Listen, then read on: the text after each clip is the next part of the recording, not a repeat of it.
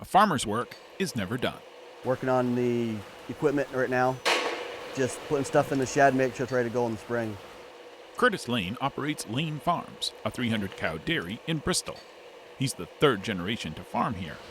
Something he's learned growing up in the dairy business is if you're going to make a change, make sure you've done your homework. The previous generation always resists change, which is good because if they didn't, you wouldn't make sure it worked before you did it. You'd be taking unnecessary risks.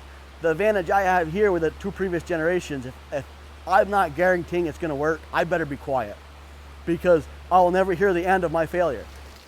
Curtis raises crops on 500 of the farm's 900 acres.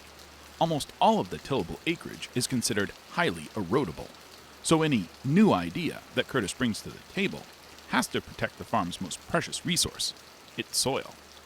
We all knew we didn't want any of our nutrients to run off because we're paying for them or we're applying them. There's a cost associated with putting them in. If they run off, they do us no good, and if they're getting into the body of water, they're doing it no good. As it's going to take generations to clean up our lake, you know, it's no different than raising a child. It all starts at home. We're going to look at what we're doing here now and say, if I'm going to stay in business, I have to be on the edge of what's coming next. Today, you cannot afford not to do this. This is what's going to protect you from those 2-inch rainstorms. Starting each January, at multiple locations across the state, University of Vermont Extension offers a 5-week course on nutrient management planning to help farmers balance nutrients and meet state and federal reporting standards. I learned a lot about my soils, the makeups of the soils, and such things. I knew, oh, this field needs this to grow this, but I didn't know exactly what I was putting into it of that, you know. And we were doing the best practice that we knew of at the time, and now I understand that best practice that we were doing previously was still logical, legit, and accepted.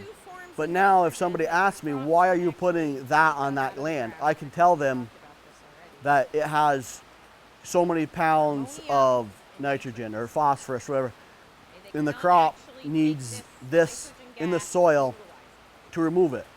So how do we actually go from this to this? Any ideas?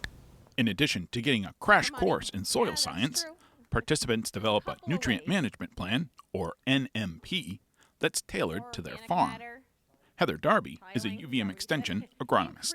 Increasing the drainage of your soil. Taking the initiative to write, for a farmer to write their own nutrient management plan is a huge time investment and also a huge responsibility. And so people that actually take this class, they're here on their own free will. Nobody's making them do this. If they wanted a nutrient management plan for their farm, they could hire somebody to develop that plan for them. They don't have to do it on their own.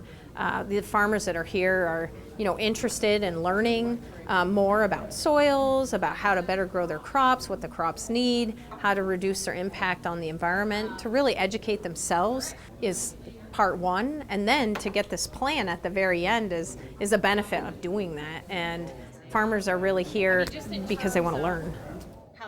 I'm using it as a tool, as you would a wrench. If you plan on taking tires off, you got to have the right wrench. If I plan on farming, I got to have the right tools, and this is a tool that I have access to whenever I want it. In order to input data and make up-to-the-minute adjustments to their plans, farmers use a computer software program called GoCrop. The software was developed by UVM Extension. There's also a mobile app so farmers can input information while they're in the field. The nutrient management plan is a current what is happening today. It gives us all the information that we need to make an educated assumption of what we can do the following year based on the results we got in past years. The plans UVM Extension helps farmers develop go beyond the farm. It's a tangible explanation of what a farmer is doing, how they're doing it, and why they're doing it. For Darby, this kind of knowledge is just as important as having a nutrient management plan. When farmers take the course and you ask them, why are you here? We know regulation is coming. We hear that a lot. We want to save money. We, want to improve our crops and the environment. So it has become more mainstream. More people know what it means, including the public.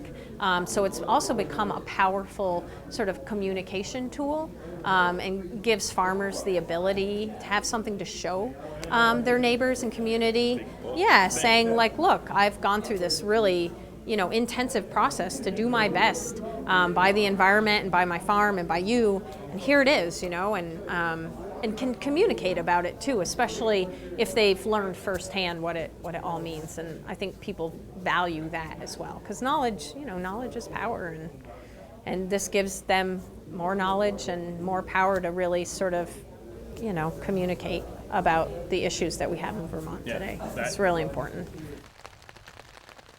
Back at Lane Farms, the clearest example that Curtis's plan is working is to look at the water coming off his fields. It's clear. The soil's not washing away, which means the nutrients are staying in place. Credit Curtis's nutrient management plan and the pride he takes as a steward of the land.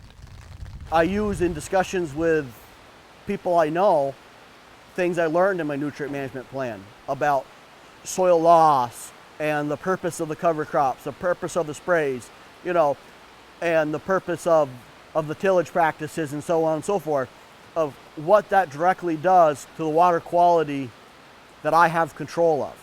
Or I say control of, which is actually an incorrect word. I have responsibility for.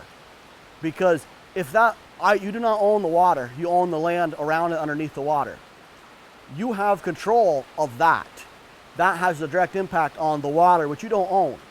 Now that water that is moving through your land, you have a responsibility to the environment, to your livestock, to your family, and to the general public, that if we all take care of it, it will be there forever. What's happening at Lane Farms is what's happening across Vermont. Farmers are making plans for today and putting them into practice for tomorrow. In Bristol, I'm Keith Silva with Across the Fence. Very good.